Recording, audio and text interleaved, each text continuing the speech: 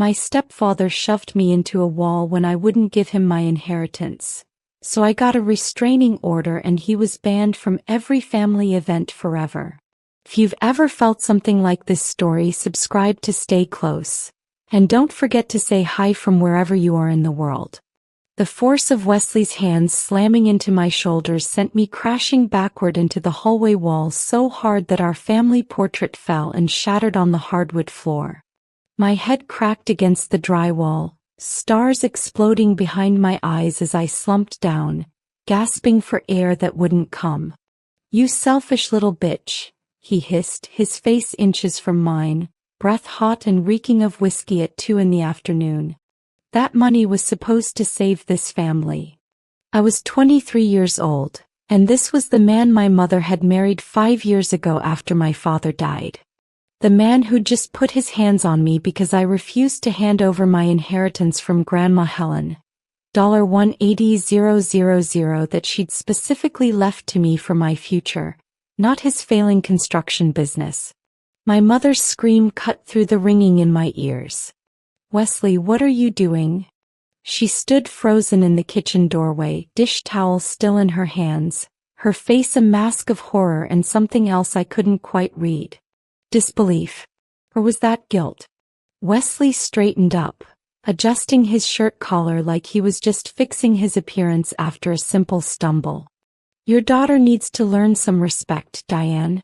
I'm trying to save our home and she's acting like some spoiled princess." The casual way he said it, like I was the problem, made my blood run cold. This wasn't the first time he'd gotten aggressive, but it was the first time he'd actually put his hands on me. And from the look on my mother's face, I knew this moment would define everything that came next.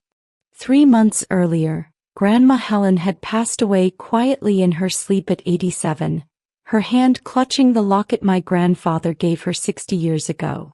She'd been more than a grandmother to me. She was my refuge, my mentor, the woman who taught me that strength wasn't about being loud but about knowing your worth. When her lawyer, Mr. Henderson, called me into his oak-paneled office on Marshall Street, I expected maybe a few $1,000s, maybe some jewelry. What I didn't expect was for him to slide a portfolio across his mahogany desk and say, "Your grandmother was very specific about this, Kiana. This is yours alone." $180,000. Money she'd saved from teaching piano lessons for 40 years, from investments my grandfather made before he died, from a life lived frugally and with purpose. The letter she'd left with it was written in her distinctive cursive, the ink slightly smudged where her hand had trembled. "Kiana, baby girl, this money is for your dreams. Your education, your business, your freedom. Not for anyone else's mistakes or greed. Promise me you'll protect it like I protected it for you." I'd cried reading it right there in Mr. Henderson's office because she'd known. Somehow she'd known I'd need protection from something, someone. I'd told my mother about the inheritance that night over her famous lemon chicken, expecting her to be happy for me. Instead, she'd gotten this strange look on her face and said, "That's wonderful, honey. Wesley and I have been meaning to talk to you about something important." The way she'd glanced toward the living room where he sat watching ESPN should have been my first warning. But I was naive then. I thought family meant something different. Wesley Richardson had swept into our lives like a summer storm, loud, overwhelming, and impossible to ignore. My mother met him at a grief support group 18 months after my father's heart attack, and within 6 months, they were married at the courthouse with just me and his brother as witnesses. He'd seemed charming at first, bringing my mother flowers, complimenting my college essays, talking about building a real family again. But charm is just a mask some people wear until they get what they want. The cracks started showing 6 months into the marriage. His construction company, Richardson and Sons Contracting, was hemorrhaging money from bad bids and worse management. He'd borrowed against our house, the house my father had paid off, without telling my mother until the first default notice arrived.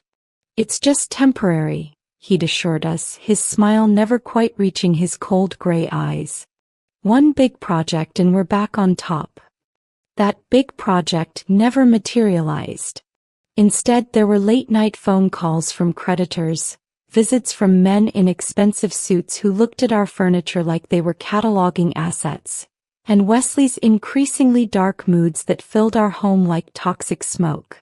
He started drinking more, talking less, and shooting me looks across the dinner table that made my skin crawl. My mother made excuses. He's under a lot of stress. He's doing his best. We need to support him. But I'd grown up watching my father treat my mother like a queen, and I knew the difference between a man handling pressure and a man looking for someone to blame. When Grandma Helen's money came up that night after the will reading, Wesley's eyes had lit up like a kid seeing Christmas presents. "That's incredible, Kiana. You know, that money could really help us save the house, keep the business afloat. It would be the family thing to do." The way he said family thing made my stomach turn. I'd smiled politely and said, "I need to think about it." His jaw had tightened just for a second, but I saw it. The morning after I'd told them about the inheritance, I woke up to find Wesley sitting at our kitchen table with a stack of papers spread out like battle plans. "Morning, Kiana. Coffee's fresh," he said with forced cheerfulness, gesturing to the chair across from him. My mother stood at the stove making scrambled eggs, her shoulders tense in a way that told me they'd already been talking about me. I poured myself coffee, added cream the way Grandma Helen taught me, enough to make it smooth but not weak, she'd say, and sat down cautiously. Wesley slid a paper across the table. It was a loan agreement, my name already typed in as the lender. "I had my buddy draw this up. You loan us $150,000 at a fair interest rate. We save the house and the business, everyone wins. Family helping family." The casualness of it infuriated me. This wasn't a conversation. It was an ambush. "I haven't decided what I'm doing with the money yet," I said carefully, keeping my voice steady even as my heart hammered against my ribs. "I might go back to school for my master's, or maybe start that catering business I've been planning." Wesley's expression shifted, the friendly mask slipping just enough to show the calculation underneath. "Catering business? Kiana, be realistic. Your mother and I are about to lose our home. Your home. And you're talking about cupcakes." His dismissiveness cut deep, but not as deep as the look my mother gave me. Pleading, desperate, like I was the one being unreasonable.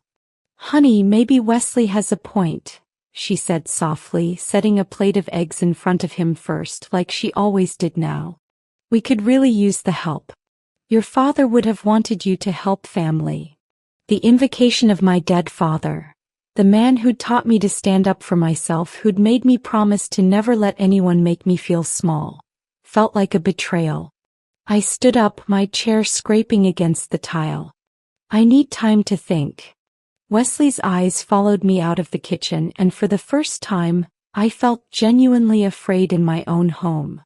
My best friend Jasmine came over that afternoon, taking one look at my face before pulling me into a hug on our front porch. "Girl, what's wrong? You look like you've been crying for hours." We sat on the porch swing my father had installed when I was 12, the chains creaking in a rhythm that used to be comforting but now just sounded ominous. I told her everything. The inheritance, Wesley's demands, my mother's transformation from my biggest supporter to his accomplice. Jasmine's dark eyes flashed with anger. "Kiana, that's your money. Your grandmother left it to you specifically. They can't just pressure you into giving it up. But they could try. And they did." Over the next 2 weeks, the pressure campaign escalated from subtle suggestions to outright emotional warfare. My mother started leaving mortgage default notices on my bedroom door with sticky notes. "We have 30 days. Please think about what you're doing." Wesley would make pointed comments at dinner about family loyalty and people who abandon their own. His sister Vanessa even called me, a woman I'd met twice, to lecture me about stepping up for my stepfather. The breaking point came on a Tuesday night when I came home from my shift at the hospital where I worked as a medical assistant. I walked into the living room to find Wesley, my mother, his brother Dwayne, and Dwayne's wife Rachel all sitting there like some kind of intervention committee.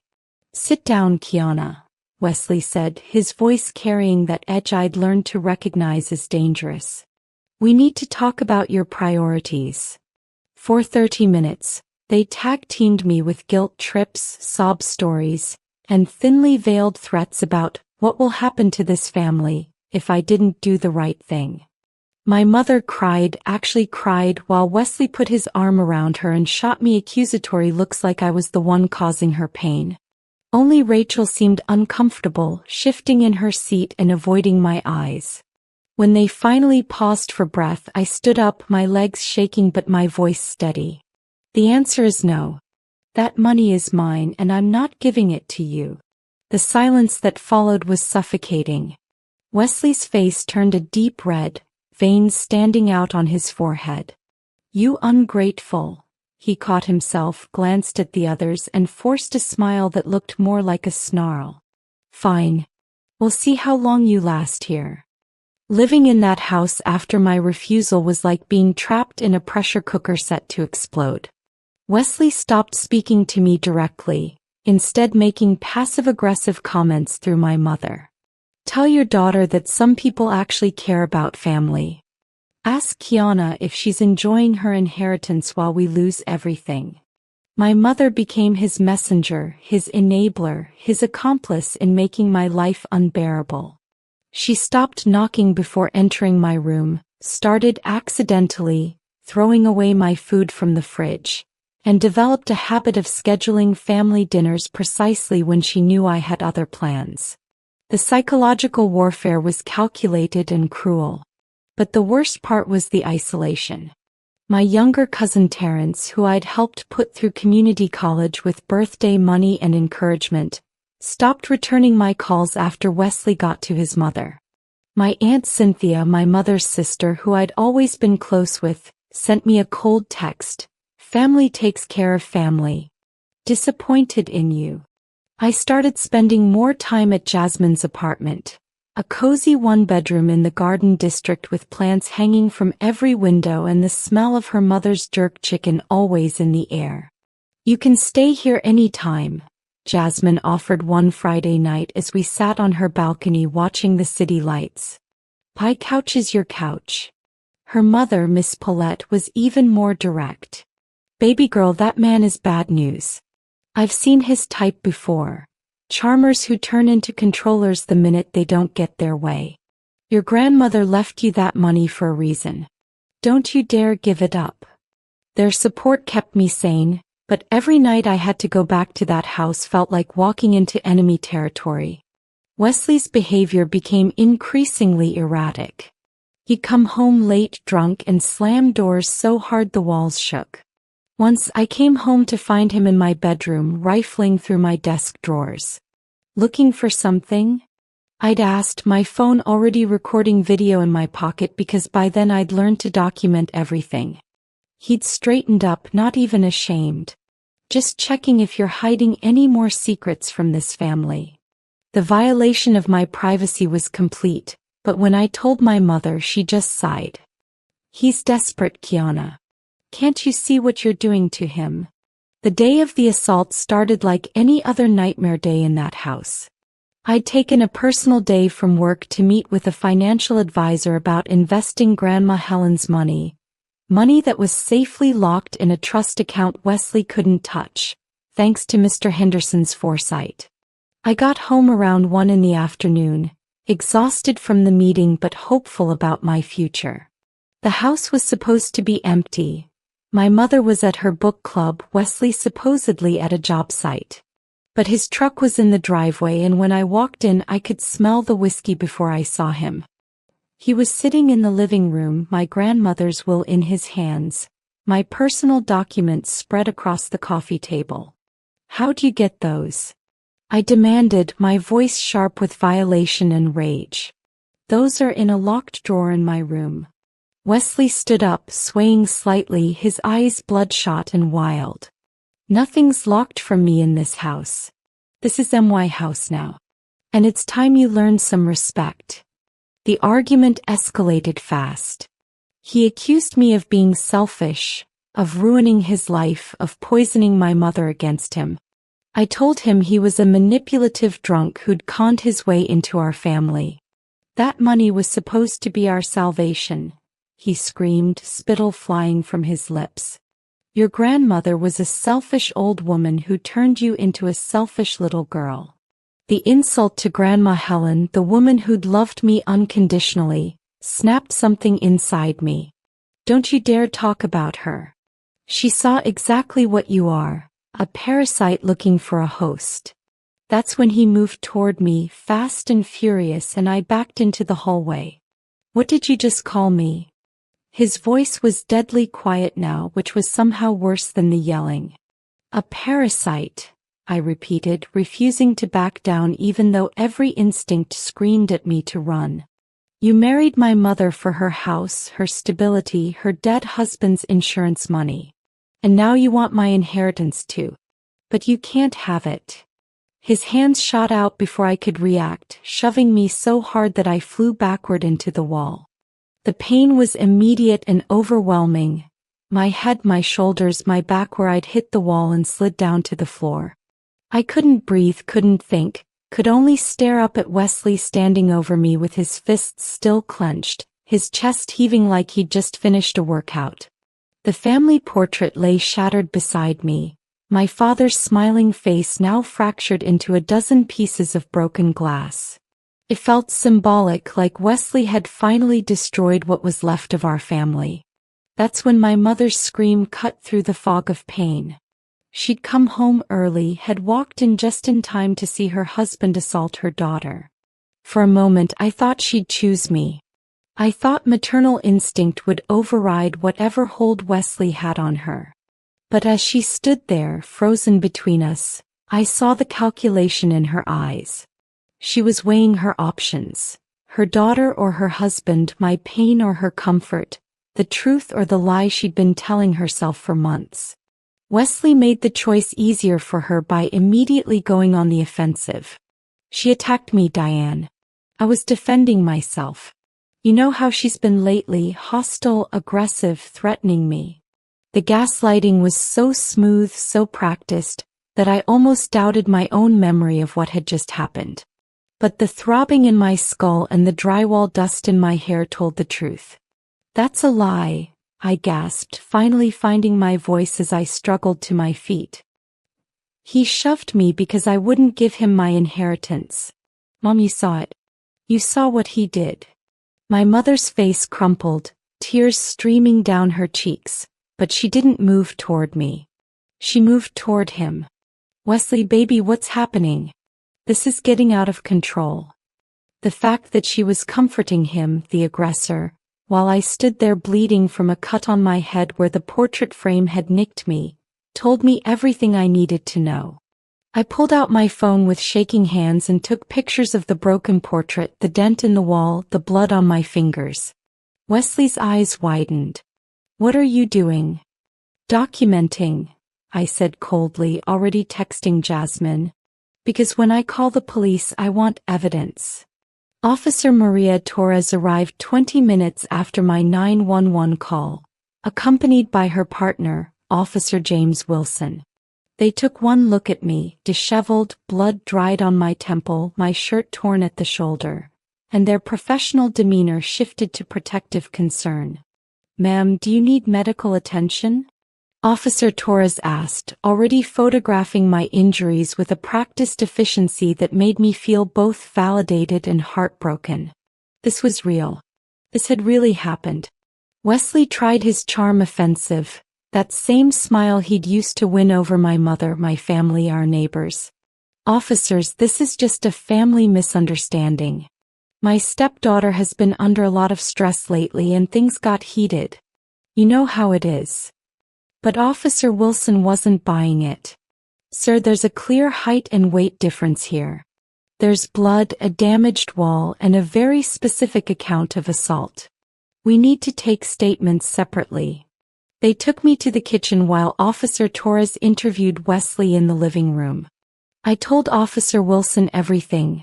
The inheritance, the pressure campaign, the invasion of my privacy, and finally the assault. My voice shook as I described the moment Wesley's hands connected with my shoulders, the terror of flying backward, the betrayal of my mother's inaction. Officer Wilson's dark eyes were kind but firm. Ms. Wright, what happened to you is assault and battery. Your stepfather has committed a crime. Do you want to press charges? I thought about my mother crying in the other room, about the family members who'd already turned on me, about the upheaval that would come. Then I thought about Grandma Helen's letter. Promise me you'll protect it like I protected it for you. She hadn't just meant the money. She'd meant myself, my dignity, my right to be safe. Yes, I said firmly. I want to press charges and I want a restraining order. The relief on Officer Wilson's face told me I'd made the right choice. Wesley was arrested that afternoon, handcuffed, and read his rights while my mother sobbed and begged them to reconsider. He didn't mean it. He's under so much pressure. Kiana, tell them you don't want this. But I did want this. For the first time in months, I was choosing myself over their comfort, and it felt like finally coming up for air after nearly drowning. The next 72 hours were a masterclass in who really loved me versus who just loved the idea of a compliant, convenient version of me. Jasmine and Miss Paulette moved me out of the house while Wesley was being processed at the county jail, my belongings packed into garbage bags and boxes with a speed born of necessity. Don't take anything you don't absolutely need, Jasmine advised, her hands quick and efficient as she grabbed my clothes. Don't give them any excuse to say you stole something. My mother stood in the doorway of my room watching, her face a mask of grief and something that might have been regret. Kiana, please. Don't do this. He'll lose his business, maybe even go to jail. Is that what you want? The audacity of the question floored me. What I wanted was to not be assaulted in my own home. What I wanted was for my mother to protect me. But we don't always get what we want, do we? She flinched like I'd struck her, but I felt no satisfaction in it, only a hollow ache where my family used to be. The restraining order hearing happened on a Friday morning in Judge Kathleen Henderson's courtroom. No relation to my grandmother's lawyer, just one of those cosmic coincidences that felt meaningful. I sat with the lawyer Mr. Henderson had recommended, a sharp-eyed woman named Antoinette Davis who specialized in domestic violence cases. Across the aisle, Wesley sat with his public defender, looking smaller and older than I'd ever seen him, his gray eyes burning with impotent rage every time he glanced my way. I presented my evidence. The photos of my injuries, the police report, the recordings I'd been secretly making of his threats. Even text messages from family members showing the coordinated pressure campaign. Wesley's lawyer tried to paint me as a vindictive stepdaughter looking for revenge, but the evidence was overwhelming. Judge Henderson, a black woman in her 60s with kind eyes and a no-nonsense demeanor, reviewed everything carefully. Mr. Richardson, you put your hands on this young woman in her own home over money that legally belongs to her. That's not a misunderstanding. That's assault. I'm granting the restraining order for 2 years with a 100-yard minimum distance. You are not to contact Ms. Wright directly or indirectly through family members, friends, or social media. Do you understand? Wesley's jaw clenched, but he nodded. Yes, Your Honor. The restraining order was just the beginning. Once the family knew it was official that Wesley couldn't come near me, the battle lines were drawn in permanent marker. My mother's side of the family split into 2 camps. Team Diane and Wesley, who believed I'd overreacted and destroyed the family, and Team Kiana, which consisted mainly of Jasmine, Miss Paulette, my father's brother Uncle Jerome, and surprisingly Aunt Cynthia's daughter, my cousin Shanice. Shanice called me the day after the hearing, her voice tight with anger. My mother told me what happened. The real version, Not the sanitized one she's been telling everyone else. Kiana, I'm so sorry. I should have questioned things earlier. Her apology meant more than she knew because Shanice was popular, well-connected, and when she started telling people the truth, the narrative began to shift. But the members of Team Diane were vicious. They flooded my social media with comments calling me ungrateful, selfish, a liar. Wesley's sister Vanessa created a GoFundMe for a family torn apart by greed, conveniently leaving out the assault part. They showed up at my workplace, forcing my supervisor to ban them from the premises. The worst was a Sunday dinner at Uncle Jerome's house 3 weeks after the restraining order. My mother showed up uninvited, her eyes red-rimmed and desperate. Kiana, we need to talk. As a family. Uncle Jerome, my father's younger brother and a man who'd never liked Wesley from day one, stepped between us. Diane, you made your choice when you stayed with the man who assaulted your daughter. You don't get to show up here and play the victim now. The devastation on my mother's face was real, but so was the anger in Uncle Jerome's voice. She'd chosen, and choice has consequences. The most unexpected ally came from Rachel, Dwayne's wife, who'd been at that intervention-style meeting. She called me from a blocked number one night. Kiana, I need to tell you something. Wesley has been borrowing money from us too, thousands of dollars he never paid back. When Dwayne tried to get tough about it, Wesley threatened him, said he'd tell Dwayne's parole officer he was using drugs again. A complete lie, but Dwayne's terrified of going back to prison. Her voice shook with fear and anger. He's been manipulating all of us, playing on our fears and weaknesses. I'm sorry we ambushed you that night. We were scared too. Wesley's assault charge moved through the court system with surprising speed, probably because he'd been stupid enough to shove me in front of witnesses and leave physical evidence. His public defender negotiated a plea deal, 18 months probation, mandatory anger management classes, and a permanent record that would make it nearly impossible for him to get the contractor's license renewals he needed. His business, already struggling, collapsed completely when his clients found out about the assault charge. No one wants a violent man working on their home, especially not families with children. The house, my childhood home, went into foreclosure 3 months after his arrest.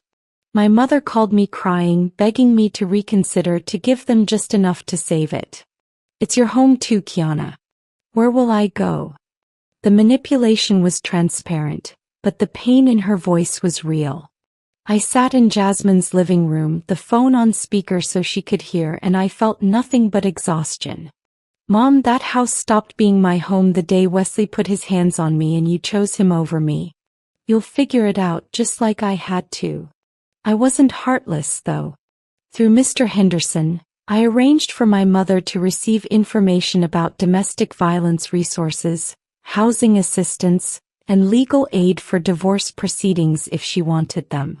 But I wouldn't be her rescuer anymore. The biggest shock came when the family birthday party happened at Uncle Jerome's house. His daughter Tamika's 30th, a milestone celebration with everyone invited. Everyone except Wesley. My mother RSVP'd that she wouldn't come if Wesley wasn't welcome, testing the family's loyalty. Uncle Jerome's response was swift and public. Wesley has a restraining order against Kiana. Kiana is family. Wesley is not. If you choose not to come because of that, we'll miss you, but the decision is yours. She didn't come. Neither did Vanessa, Dwayne, or the few other family members still clinging to Wesley's sinking ship. But the party happened anyway, loud, joyful, full of music and laughter and love. And for the first time in months I felt like I could breathe. Shanice pulled me aside, her eyes fierce. You know what you did, right? You set a boundary. You showed everyone that there are consequences for treating people like trash. Some of the younger cousins have been watching, learning. You're a hero to them. 6 months after the assault, I stood in the kitchen of my new apartment, a small but bright 1-bedroom in a safe neighborhood, paid for with part of my inheritance. The walls were painted a cheerful yellow that Grandma Helen would have loved, and her piano music played softly from my laptop as I cooked Sunday dinner for Jasmine, Miss Paulette, Uncle Jerome, and Shanice. This was my chosen family now, the people who'd stood by me when it mattered. The catering business I'd dreamed about was taking shape. I'd enrolled in culinary business classes and had already booked 3 small events. My inheritance, carefully invested with the financial advisor's help, was growing, securing the future Grandma Helen had wanted for me. Wesley was a ghost in my rearview mirror. Still on probation, still banned from family events, still married to my mother in what had become a prison of their own making. I'd heard through the grapevine that their marriage was crumbling, that she'd finally seen what everyone else had seen all along. Part of me felt sorry for her. Most of me felt free. The restraining order meant Wesley couldn't attend any family function I was at, which effectively meant he couldn't attend any family functions at all because I wasn't hiding anymore. Thanksgiving, Christmas, Easter, birthdays, I showed up, held my head high, and lived my life. The message was clear. He was the outsider now, not me.